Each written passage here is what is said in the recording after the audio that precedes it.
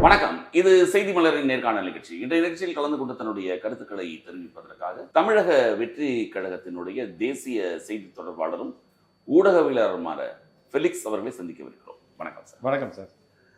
இப்போ வரைக்கும் தமிழகத்தில் இருக்கக்கூடிய தேர்தல் நேரத்தில் மிக ஹாட்டான ஒரு டாபிக் என்ன தாவேக்கா தான். இன்னைக்கு வரைக்கும் தாவேக்கா இந்த பக்கம் யாருக்காவது தாவேக்காவோட கூட்டணி அமைக்கலாமா அப்படின்னு யோசிச்சாங்க. நமக்கே தெரியும், பல்வேறு மேடைகள்லாம் பேசப்பட்டது, இல்லை ஒரு ஆர்வங்கள் இருந்தது. ஆனாலும் இப்போ தனியாக தான் இருக்கு. இப்போ வரைக்கும் நீங்கள் இன்னும் யாரோடையும் கூட்டணி சேரலைன்னு நினைக்கிறேன். உங்களுக்கு இப்போ வரைக்கும் இல்லை. ஆனாலும் ஒரு தேசிய கட்சி கூட்டணியோடு சேர்ந்தால் ஒரு பலம் அப்படிங்கிறது உண்மைதான். அது காங்கிரஸ் பேசுறது. ஆனால் நீங்க உங்க தலைவரை இதில் சொன்ன மாதிரி, மேடையில் சொன்ன மாதிரி ஒரு பெரிய ஒரு குண்டு போட்டோம் அப்படின்னு சொன்னீங்க. ஆனால் அந்த குண்டு ஒரு பெருசாக ஒன்றும் வெடிக்கலையே.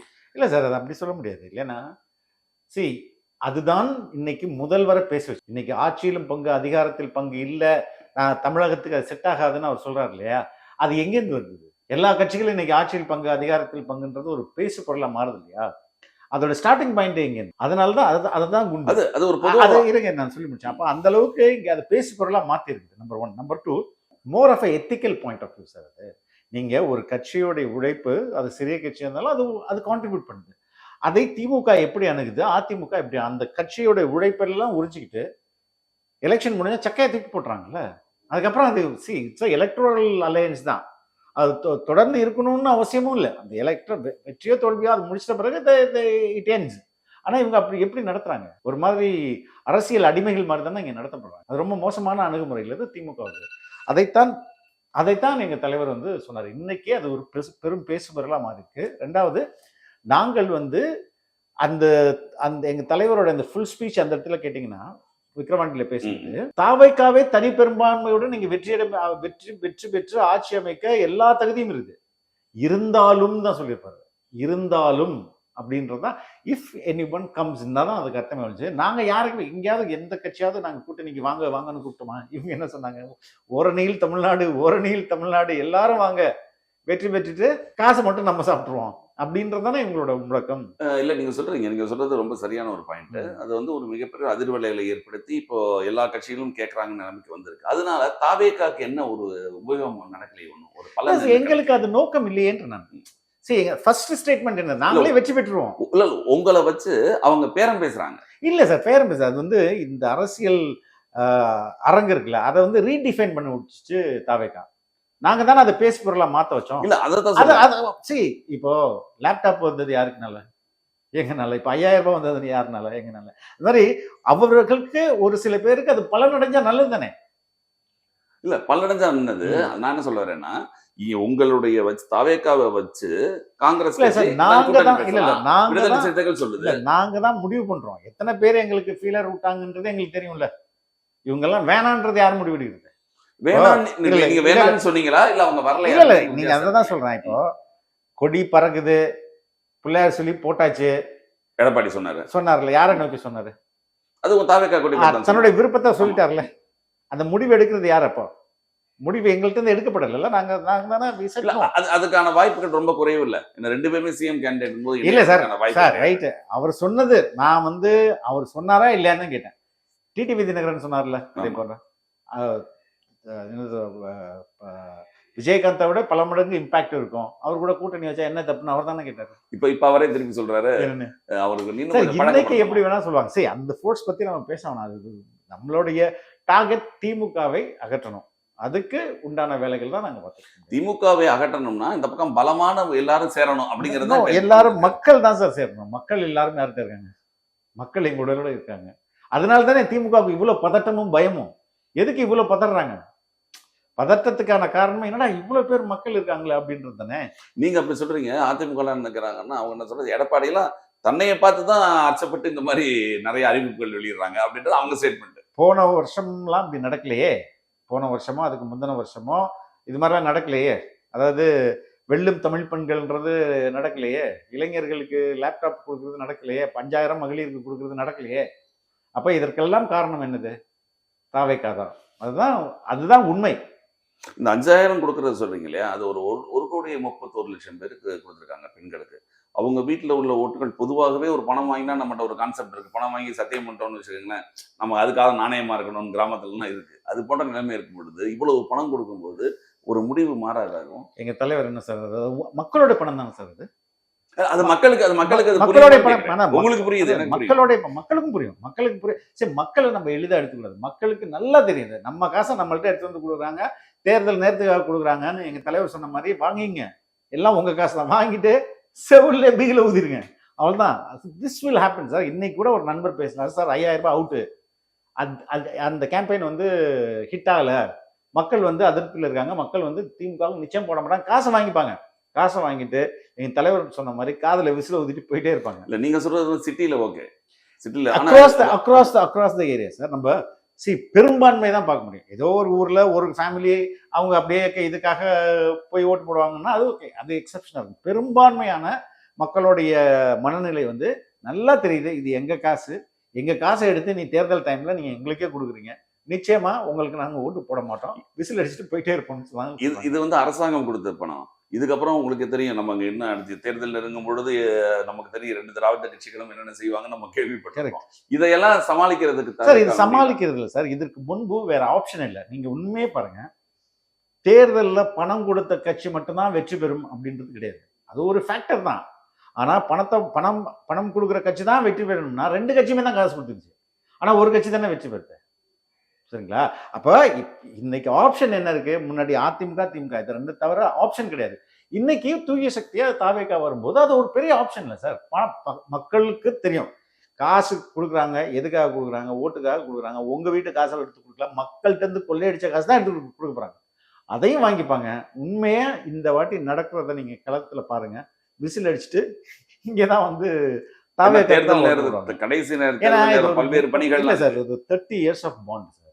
நீங்க வந்து டிஎம்கே இப்ப பண்ணுது, ஆனா தாவேகா தலைவர் விஜய் அவர்கள் ஒரு 30 ஆண்டு காலமா இதை நோக்கி உழைச்சிருக்கு. நற்பணி மன்றங்களை வச்சு, ஆமா, மக்கள் இயக்கம் விஜய் மக்கள் இயக்கத்தை வச்சுட்டு கீழே கிரவுண்ட் ஒர்க் பண்ணி முடிச்சுட்டு அந்த கிரவுண்ட் ஒர்க் டெஸ்டும் பண்ணியாச்சு. 2021 உள்ளாட்சி தேர்தலில் டெஸ்டும் பண்ணியாச்சு. 100க்கு மேற்பட்ட 126 136 சம்திங் வெற்றியும் பெற்றாச்சு. அப்போ உள்ளாட்சி தேர்தலை பொறுத்தவரை உங்களுக்கு தெரியும் லோக்கல்ல இருக்கிற செல்வாக்கு சார், அங்கதான் சார் ரொம்ப இல்லை சார். லோக்கலோட செல்வாக்குன்னா எல்லாருமே விஜயோடைய மக்கள் இயக்கம்ன்ற பேனர்ல தான் நின்னாங்க, அக்ராஸ் தமிழ்நாடு. ஒரு ஏரியால எல்லா இடத்துலயும் நின்று வாட்டரையும் டெஸ்ட் பண்ணியாச்சு. அப்போ நீங்களே போய் கேட்டு பாருங்க, 10 வீட்டுல 8 வீட்டுல எங்க வீட்டுல விஜய் இருக்கிறாருன்னு தான் சொல்லுவாங்க. வீட்டுக்கு வீடு விஜய், தமிழ்நாட்டுக்கு தேவை விஜய்ன்றது உண்மையிலே உங்களோட நம்பிக்கையா ரொம்ப over confidence. I check with people, நாளுக்கெல்லாம் நான் பார்த்துட்டு தான் சார் இருக்கேன். ஒவ்வொரு முறையும் அது வந்து இப்போ நான் வந்து I come from a very very remote village. எங்க ஊர்ல இருக்கிற அது 2வது நான் வயல்லாம் வச்சிருக்கிறது பக்கா கம்யூனிஸ்ட் வில்லேஜ். அது வந்து கம்யூனிஸ்ட் கோட்டைன்னு சொல்லுவாங்க. அதுல இருக்க பெண்கள் சொல்றாங்களே இந்த வாட்டி நாங்க விஜய்க்கு போடுவோம். எந்த ஊர்? எந்த இடத்துல? மன்னார்குடி பக்கத்துல திருராமேஸ்வரம் ஒரு ஊர். ஃபுல் அண்ட் ஃபுல் கம்யூனிஸ்ட் கோட்டை. அதெல்லாம் இன்னும் வரையும் கம்யூனிஸ்ட் கட்சி மாசம் அமாவாசை கூட்டம் நடக்கிற ஊரு. அதுலயே பெனட்ரேட் ஆயிருக்குது, அதுல உள்ள பெண்களே சொல்றாங்களே. அப்படி இருக்கும்போது இது போன மாசம் நான் அந்த ரிசல்ட்டை பார்க்கல. ஐ கோ எவ்ரி வீக்னு வைங்களேன். ஒவ்வொரு மாசமும் ஒவ்வொரு வாரமும் நான் போகும்போது ஒவ்வொரு நாளும் வந்து அங்க வந்து கட்சி பெனட்ரேட் ஆயிருக்கு, மக்கள் மனசு மாறுது. So it is a very big evidence sir. இல்ல இப்போ இந்த கூட்டணி பத்தி பேசணும் இல்லையா? ஒருவேளை காங்கிரஸ் கூட்டணி திருப்பி திமுகவிலேயே தொடருதுன்னு வச்சுக்கோங்களேன் சார். எங்களுக்கு அதை பற்றிய இல்ல, தமிழ்நாட்டு கூட்டணிங்கிறது மிகப்பெரிய விஷயம். அப்படி இருக்கணும்னு அவசியம் இல்லை சார். ஜெயலலிதா கூட்டணி ஒரே ஒரு தடவை தான் ஜெயலலிதா. மக்கள் செல்வாக்கு யார்கிட்ட இருக்குது? கூட்டணினாலே ஒரு கட்சி வெற்றி பெறாதுல்ல. அந்த லெட்டர் கட்சிகள் எத்தனையோ இருக்கு, எல்லாத்தையும் கூட்டு பெரிய கூட்டணியா காட்ட முடியும். தட் இஸ் நாட், அது எதை ரிசல்ட்டா கொடுக்க போகுது அதுதானே ரொம்ப முக்கியம். ஏன்னா கூட்டணின்றது எதுக்கு அப்படின்னா, இப்ப நீங்க உங்களுக்கு தெரியாது இல்லையா, எல்லா இடங்கள்லையும் பறந்து எல்லா இருப்பாங்க. விடுதலை சிறுத்தைகளை பொறுத்த வரைக்கும் ஒரு இடத்துல ஒரு பெல்ட் இதுவாக இருக்கும்.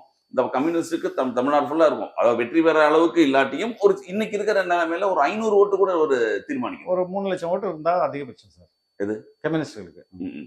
All over Tamil Nadu. நான் என்ன பண்ண முடியும், அவங்க கட்சியே வழங்கல. இல்ல அதான் சொல்றேன். இல்ல இன்னைக்கு இருக்கிற பொசிஷனுக்கு ஒரு 4 முனை போட்டி அப்படிங்கும்போது ஒரு 500 1000 ஓட்டுலாம் டிஃபரன்ஸ். 500க்குலாம் போறோம், 200 ஓட்டு வித்தியாசம். இல்ல இது வந்து போன எலெக்ஷன் மாதிரியோ அதுக்கு முந்தின எலெக்ஷன் மாதிரியோ கிடையாது. இது வந்து ஒரு உண்மையிலே ஒரு 50 ஆண்டுகளுக்கு ஒரு முறை வரப்போற ஒரு தேர்தல் மாதிரி, ஒரு புரட்சி மாதிரி. டெஃபினட்டா பிக் சேஞ்ச், பெரிய மாற்றம், அரசியல் மாற்றம் பெருசா நடக்கும். அது தலைவர் மாதிரியான ஒரு கரிஸ்மேட்டிக் லீடர் இன்னைக்கு கிரவுண்ட்ல யார் இருக்காருன்னா தாவேகா தலைவர் விஜய் அவர்கள் மட்டும்தான் கரிஸ்மேட்டிக்கா இருக்காரு. கரிஸ்மேட்டிக் சொல்றீங்க, ஆனா அது ஒரு சினிமா கவர்ச்சின்ற இல்ல மாதிரி இப்ப எம்ஜிஆர் எந்த கவர்ச்சி, ஜெயலலிதா என்ன கவர்ச்சி, கலைஞர் வந்து சினிமாவோட அப்ப சரி மக்கள் ஏற்றுக்கொள்கிறார்களா? ரெண்டாவது எங்க தலைவருக்கு நீங்க எந்த சாதி அடையாளம் பூச முடியும்? எந்த கம்யூனிட்டிலையும் சேர்த்த முடியாது, மதத்திலையும் சேர்த்த முடியாது. மத அடையாளம் பூசுறாங்க சார் பூசுவாங்க சார். அவங்க அம்மா வந்து ஹிந்து சார். அவங்க அம்மாவுக்கு சாய்பாபா கோயில் கட்டினவர் சார் எங்க தலைவர். அவரை நீங்க எந்த இதுல அடைப்பீங்க? எங்கேயுமே அடைக்க முடியாது. ஸோ எப்போதெல்லாம் தமிழ்நாட்டுடைய எல்லா சிஎம் எடுத்து பாருங்க, அவங்கள காஸ்ட்ல வந்து நீங்க காஸ்ட் நியூட்ரலா தான் இருப்பாங்க. அப்பதான் மக்கள் ஏற்றுப்பாங்க. மற்ற தலைவர்களையும் எல்லாருமே காஸ்ட் நியூட்ரல்னு சொல்லவே முடியாது. ஒரே தலைவர் காஸ்ட் நியூட்ரலா இருக்கிறாருன்னா அது எங்க தலைவர் மட்டும்தான். அப்போ நீங்க ஸ்டாலின் என்ன சொல்லுவீங்க? அவரை என்ன அப்படின்னு சொல்ல முடியாது இல்லைங்க. அவரை வந்து சரி நான் ஒன் பை ஒன்னா சொல்றேன். அடுத்தது வந்து கொள்கை தெளிவு சார். கொள்கையில ஸ்ட்ராங்கா இருக்கிறது யாரு? எங்க தலைவர் என்ன அழுத்தம் வந்தாலும் நம்மள வந்து அழுத்தத்துக்கெல்லாம் அதைத்தான் கேக்குறாங்க. தாவேக்காக என்ன கொள்கை, என்ன கொள்கைன்னு சொல்ல என்ன சார் கொள்கை இல்லைன்னு? கொள்கை ஊழல் எதிர்ப்புன்னு சொல்றாங்க. இல்ல சார், இல்ல சார். அதாவது மதசார்பற்ற சமூக நீதி அப்படின்றது கொள்கை இல்லையா? இல்ல கேக்குறேன். அதானே எங்களோட கொள்கை. செக்குலர் சோசியல் ஜஸ்டிஸ் அதுதானே திமுக எல்லாமே இப்போ திமுக எப்படி மத சார்பு இல்லாத அரசு கட்சின்னு சொல்ல முடியாது, அரசே வச்சுங்க. அது மத சார்பற்ற அரசா? என்ன மதத்துல என்ன சார் அரசு எப்படி சார் முருகனுக்கு விழா கொண்டாடுது? தமிழக அரசு அது இஸ்லாமிய அரசு ஹஜ் பயணத்துக்கு பணம் தருது. விழா கொண்டாடு. நான் கேட்பது ரொம்ப சிம்பிள். தமிழக அரசு கிறிஸ்துமஸ் விழா கொண்டாடுதா? ரம்ஜான் நோன்பு திறப்பு விழா கொண்டாடுதா? கொண்டாடல. அப்ப இந்துக்களுக்கு மட்டும் எதுக்கு அது கொண்டாடுது?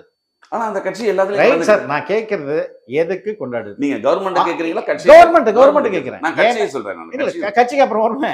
இப்போ இவர்கள் உண்மையிலே செக்குலரா இருந்தாங்கன்னா எல்லாருக்கும் பண்ணிருக்கணும், யாருமே பண்ணிருக்க கூடாது. அப்ப பிஜேபியோடைய நோக்கம் என்ன? இங்க வந்து முருக கடவுளை பெரிதாக்கி விடணும், அதை வச்சு அரசியல் பண்ணும். அதுக்கு இவங்க ஆட்டோமேட்டிக்கா பண்றாங்களா? கவர்மெண்ட் நடத்துற ஃபங்க்ஷன்ல அர்ஜுன் சம்பத்துக்கு என்ன வேலை? கவர்மெண்ட் தான் நம்மளுடைய மக்களோட அவங்க போய் கலந்துக்கிறது தானே சார். எதுக்கு கூப்பிடுறாங்க? அவர் எதுக்கு கூப்பிடுறாங்க? அவருக்கு எதுக்கு முதல் வரிசையில உட்கார வைக்கிறாங்க? இல்ல இந்து அறநிலையத்துறைனே ஒரு டிபார்ட்மெண்ட். சரி சார், இங்க என்ன வக்ஃப் போர்டு இருக்கு சார், போர்டு இருக்கு, மைனாரிட்டி கமிஷன் இருக்கு. அவங்க என்ன பண்றாங்கன்னு கேக்குறேன் நான். இப்போ இது வந்து பாஜகவை என்ன பண்றது? அவங்கள கூல் பண்ணணும். இல்ல பாஜகவை எதிர்த்து தான் வளரணுங்கிறதுக்காக நினைக்கிறீங்க? கூல் பண்ணணும் சார். அப்ப நீங்க நீங்க நீங்க வந்து பாஜகவோட பி டீம் திமுக இல்ல சார், பி டீம் இல்ல சார். ரெண்டு அதாவது இன்டைரக்ட் சரண்டர். இவர் டைரக்ட் சரண்டர்னா அவர் இன்டைரக்ட் சரண்டர். இவங்க தான் வந்து எல்லா வேலையும் பண்றது. இப்போ ஆர்எஸ்எஸ்க்கு இங்க சாகாவுக்குலாம் அனுமதி தராங்களா இல்லையா? ஆர்எஸ்எஸ் பேரணிக்கு அனுமதி கொடுக்குறாங்களா இல்லையா? ஆர்எஸ்எஸ் பேரணி தரல, திருப்பி கோர்ட்டுக்குலாம் போச்சு. கோர்ட்ல போய் நம்மால எப்படி வாதாடுறாங்க அது முக்கியம் இல்ல. அது சொல்றீங்க சார். எல்லாத்தையும் இவங்க கோர்ட் மேல தான் சார் போடுவாங்க. இதுவும் ஒண்ணு இவங்களோட ஒரு டெக்னிக்கல் ஒண்ணு. அது தூய்மை பணியாளராக இருக்கட்டும், எல்லா இதையும் எடுத்துங்க. கோர்ட் சொல்லிச்சுன்னு அதே கோர்ட்டில் போய் தான் திருப்பரங்குன்ற விஷயத்துக்கு நீங்க போராடலான்னு தமிழ்நாடு வழக்கறிஞர் சொல்றாரு. 144 போட்டாங்க இவங்க சார். ஃபர்ஸ்ட் இன்னைக்கு போராட்டம் வந்து இன்னைக்கே நடத்தலாங்க, திருப்பரங்குன்றத்துல வேணா மாட்டுத்தாவணியில் நடத்திக்கலாம். திமுக அரசோட வக்கீல் தானே சொல்றாரு. 144 போட்டாங்கன்னு சொல்றீங்க. எல்லா மக்களையும் வெளியில இருந்து தானே வந்து போராட்டம் நடத்துறாங்க. மதுரையில் அந்த மக்கள் வரல, வெளியிலேருந்து வந்தவர்கள் தான் போராட்டம் நடத்துது. எதுக்கு டோல்கேட்லேயே பிடிச்சி நிறுத்திருக்கலாமா எங்களால்? எங்க உங்களுக்கு இன்டெலிஜென்ஸ் இல்லையா? போலீஸ் சொல்லாதா இவ்வளோ பேர் இத்தனை பேருந்துகளில் இவ்வளோ பேர் வந்துட்டு இருக்காங்க பல்வேறு இடங்கள்ல இருந்துட்டு? அப்போ அங்கேயே நிறுத்திருந்தா இதுக்கு முன்னாலே திருப்போன்ற இஷ்யூல இதே மாதிரி ஃபுல் கூட்டம் கூட்டினது. அதுதான் சார். ரெண்டுமே அவங்க தானே 1 லட்சம் பேர் கிட்ட கூட்டினாங்க. ஆமா, அதை யார் அனுமதிக்கிறது? ஏன் அங்க ஹெச் ராஜா அன்னைக்கு என்ன பேசினாரு? தலிபான் தலிபான் ஆட்சிங்க அவர் மேல ஏன் கேஸ் போடல? அப்போ இன்னொரு அயோத்தியா மாறணும்னாரு. ஆமா, அது சார் ஒரு நார்மல் ஸ்டேட்மெண்ட்லாம் இல்லை சார், ரொம்ப ப்ரோகேட்டிவ் ஸ்டேட்மெண்ட். அதுக்கு ஏன் அவர் மேல ஒரு எஃப்ஐஆர் கூட வழக்கு கூட போடல? பாஜக பேர்ல எத்தனை வழக்கு சார் இந்த அரசாங்கம் போட்டிருக்கு? ஸோ முழுக்க இன்டைரக்ட் சரண்டர். அவங்க இந்த சோசியல் ஜஸ்டிஸ், இந்த சமூக நீதி, திராவிடன் 2.0, அதுக்கப்புறம் என்ன சொல்றது, மதச்சார்பின்மை, இதெல்லாம் தங்களுடைய ஊழலை மறைக்கிறதுக்கான ஒரு கேடயமா தான் பயன்படுத்திட்டு இருக்காங்க. அதே திராவிடத்தை நீங்களும் சொல்ல வேண்டியது சொல்றீங்க. நாங்க வந்து பேசுறோம் சார், ஆனா அந்த கொள்கையில நிக்கிறோம்ல நாங்க. we will stand with our ideology. இல்ல அதான் என்ன கொள்கைன்னு கேக்குறேன். அது திராவிடம் தமிழ் தேசியம் சொல்றீங்க. ரொம்ப அடிப்படையா சொல்றேன் சார். மதசார்பற்ற சமூக நீதி இதுதான் சார். இதுக்கு அவங்க நிக்கிறாங்களா சார்? சமூக நீதின்னு இவங்க அந்த திமுக பேசுறது எதுக்கு சார்? திராவிட இயக்கத்துல ஆரம்பத்துல சமூக நீதி வச்சா இல்ல சார். தூய்மை பணியாளர்களுக்கு சமூக நீதி கிடைச்சிருச்சா? இன்னைக்கு வந்துருச்சா? இன்னும் வரலையே. சமூக நீதினா ரொம்ப அடிப்படையில் இருக்க மனிதர்களை மேல தூக்கி விடுறது தானே சார் சமூக நீதி. அப்போ தூய்மை பணியாளர்களை இந்த இந்த அரசு எப்படி அணுகுச்சு? இன்னமும் என்ன பண்ணிருக்குது? அவங்க கொடுத்த ப்ராமிஸ்லாம் இன்னும் நடத்தல. புரியுதுங்களா?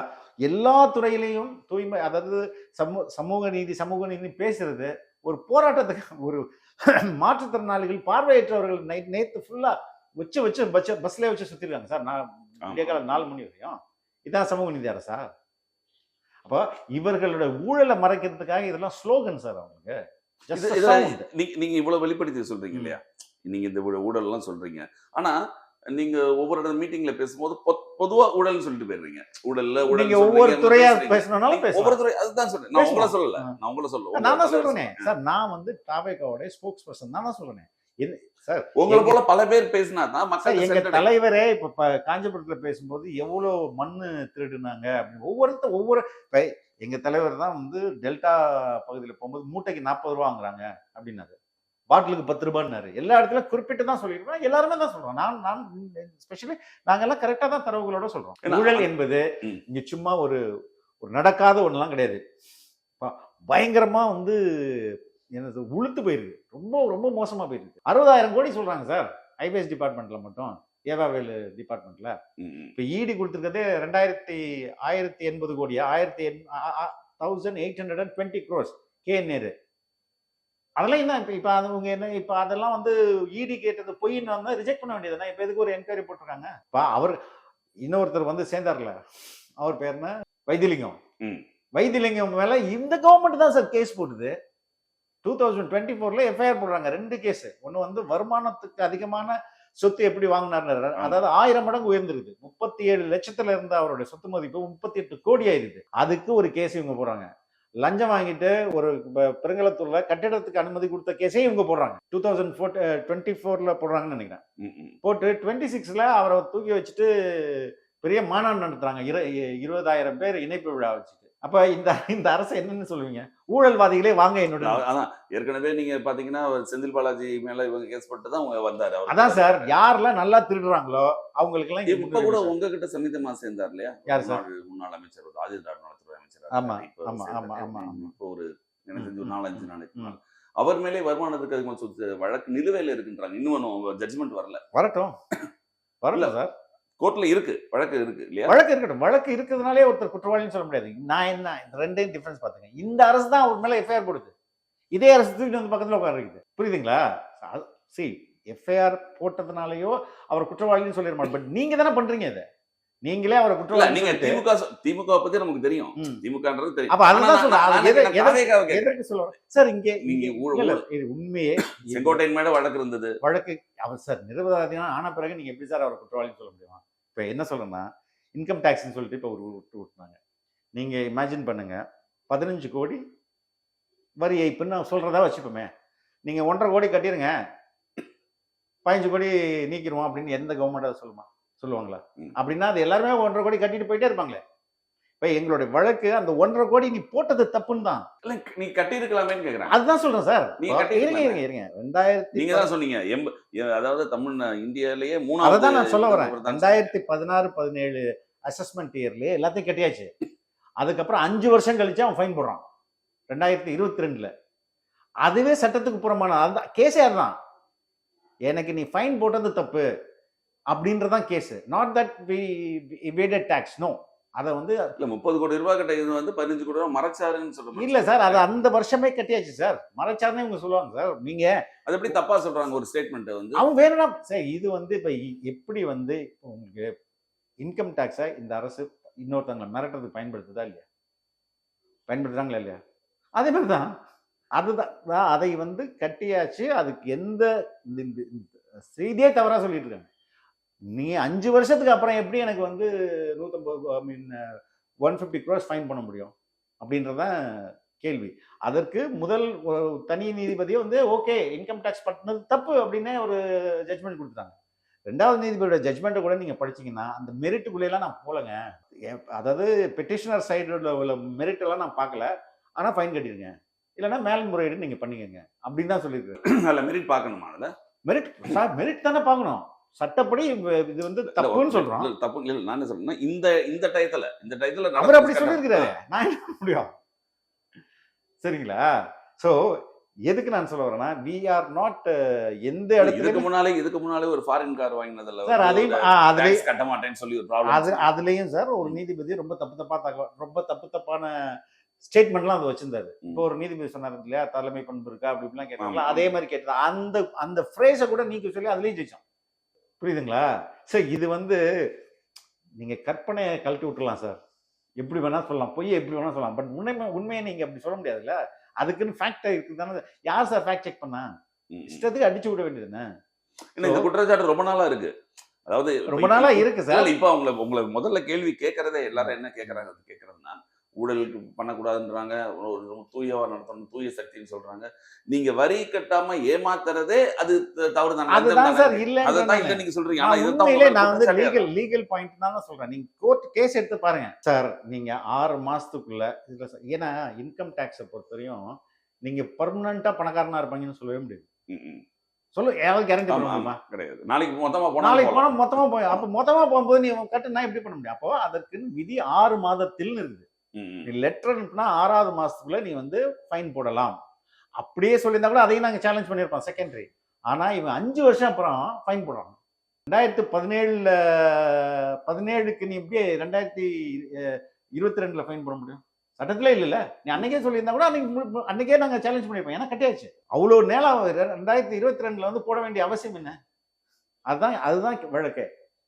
இப்போ உங்க இதுல பேசுன மாநாட்டுல பேசுனதுல, இப்போ கூட்டத்துல பேசுனதுல ஒரே ஒரு தலைவர் சொன்னாரு, அதாவது நீங்கெல்லாம் இன்னொருத்தர் ஆரம்பிச்ச கட்சியில போய் உட்காந்துக்கிறீங்க, நான் தனியா கட்சி ஆரம்பிச்சிருக்கேன். ஒரு விஜய் அப்படிங்கிறவர் கட்சி ஆரம்பிச்சிருக்காரு, இப்ப நீங்க அதுல இருக்கீங்க. இப்ப நீங்களும் தனியா கட்சி ஆரம்பிச்சாதான் நிக்கணும்ன்றது என்ன அடையாளம்? இல்ல சார், அது கம்பேரிசன் தானே கேக்குறாரு. யார் கேக்குறது? இல்ல நீங்க எடப்பாடியவோ நீங்க இவரையோ ஒரு கட்சி இப்போ கம்யூனிஸ்ட்ல நீங்க யார் ஆரம்பிச்சா யார் உட்காந்தான்னு கேட்க முடியாது. கரெக்ட். இல்ல இப்ப என்ன நடக்குது? அங்க கட்சி மாதிரி நடந்துட்டு இருக்காதுலாம்.